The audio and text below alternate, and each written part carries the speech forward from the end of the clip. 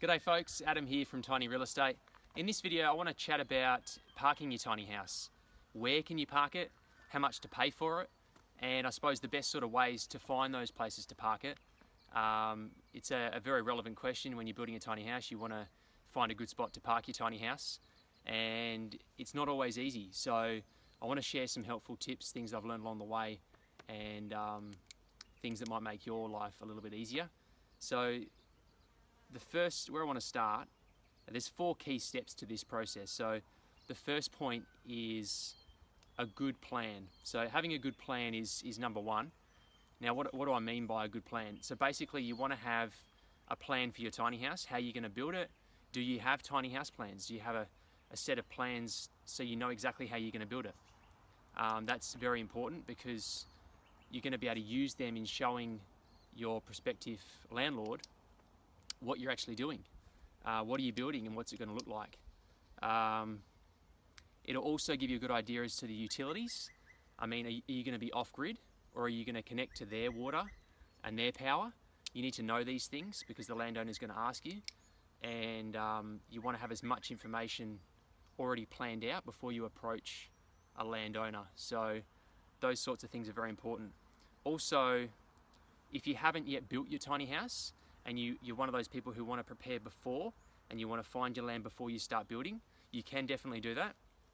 I did it the other way around. So I went and built the tiny house, basically got up to lock-up stage. So the house looked really nice on the outside. And then I used those photos to show the prospective landowners what the house was like and how it was all going to work. And then they could actually see, okay, this is what it looks like. This is going to be sitting on my property. It doesn't actually look that bad. It's an asset basically. It's not really it's not a liability. It's not going to reduce the value of my property or cause a problem. It just helps landowners to understand what you're trying to do. The last thing that any landowner wants is someone rocking up with a dilapidated caravan that's falling apart and someone who's going to leave a mess on their property. So just having a good plan. So those things help. So yeah, you can either have some good images, which you can obviously get off the internet, any images of something that sort of looks similar to how you want to build your tiny house, or build it to lock-up stage, take photos and use those photos to show landowners. Either way will work, but just having a good plan of how your house is going to be built, how your utilities are going to work, and then taking all that information to landowners and having the plan in place so that they can understand what you're trying to do. So that's number one, having a good plan. Number two, which is also very important, is thinking in terms of the landowner's point of view. So you want to think about the landowner and what do they want? Why would they say yes to you parking your tiny house on their land? Obviously, number one is the prospect of getting an income from you. If you're paying rent, they're going to make some money, which is great. But other things that you might want to think about is they may be concerned about the impact on their land from an environmental perspective. Are you going to leave waste? What's going to happen with your waste? What are you going to do with your toilet waste? What are you going to do with your grey water? Those sorts of things then lead back into the original point, the first point, having a good plan. So you want to know with those things, what are you going to do with your compost toilet, if you have a compost toilet?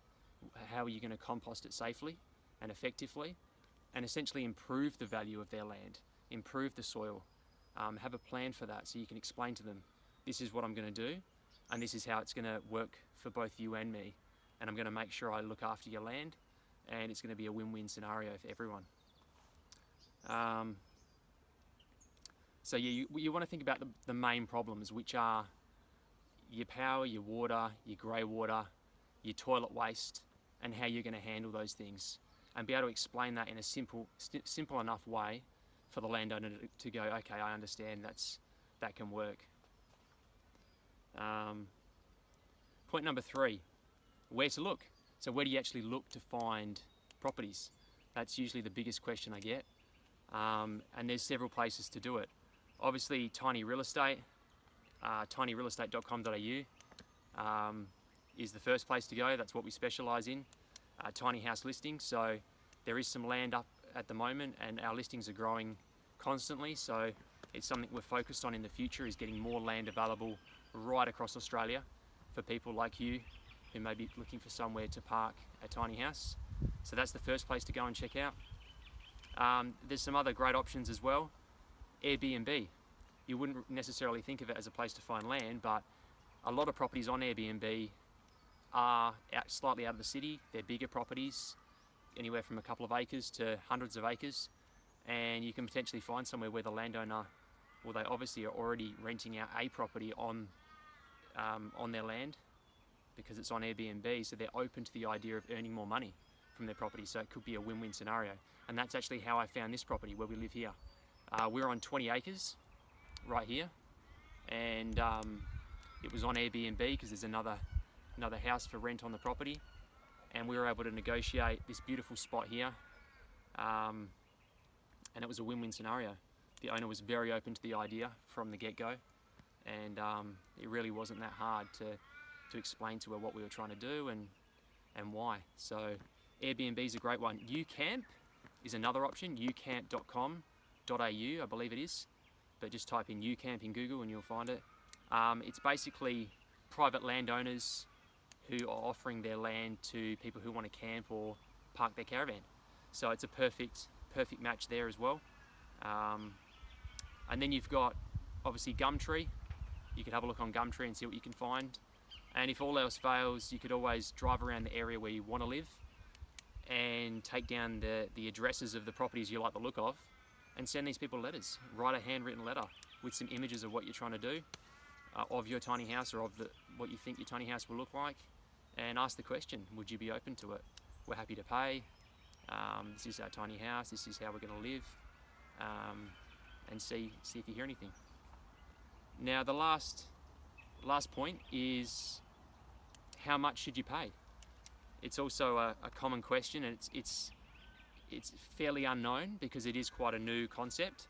So there's no definitive guide, but from my experience, I can say, as with most property and most rentals, it does depend on the size of the property, the location, and what's included. So are you going to plug into their power? Are they going to have water for you to use? Are they going to help you get rid of waste? Can you use their bins for household waste, that sort of thing?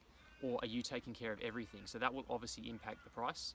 But as a rough guide, I like to think of it by comparing it to renting a house. So if you look at most suburban areas in Australia, the lowest you'll be able to find a house or an apartment to rent, talking in today's terms, maybe around somewhere in the region of maybe $200 to $300 per week in a suburban city area.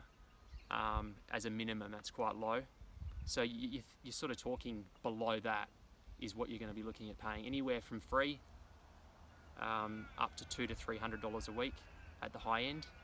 But typically, from what I've heard so far, it tends to be in the lower range, simply because people tend to have all the stuff on board. They tend to be off-grid, so they don't need anything from the landowner. And if that's the case, you could be looking at $100 or less per week. In this scenario here, we're on 20 acres. The only thing we use of the landowners is the water from the dam, which is excess to what they need anyway. So we're not really taking anything from them. We've got our own power, we're off-grid with the solar. And we pay $80 a week for access to 20 acres, which is beautiful. So that just gives you we are out of the city. We're down in the southwest of Australia, near Margaret River. So it is a rural area. So if you were closer to the city, you might pay a little bit more than $80 per week. And then if you were using things like power and water and that of the owners, then you might pay a little bit more again. But as a rough guide, anywhere from $0 to $200 a week or so is a rough guide. So that's it for the video, guys. Thank you so much for watching. I really appreciate it. I hope you found it helpful. If you did, please let us know. Leave a comment down below. And don't forget to like the video and share the video. We're really trying to reach out and help as many Aussies as we can. This is a new idea. The tiny houses are fairly new in Australia still, and we're trying to reach out and educate as many people as we possibly can to help people make the decision and make the transition. So yeah, please share the video so we can help more people.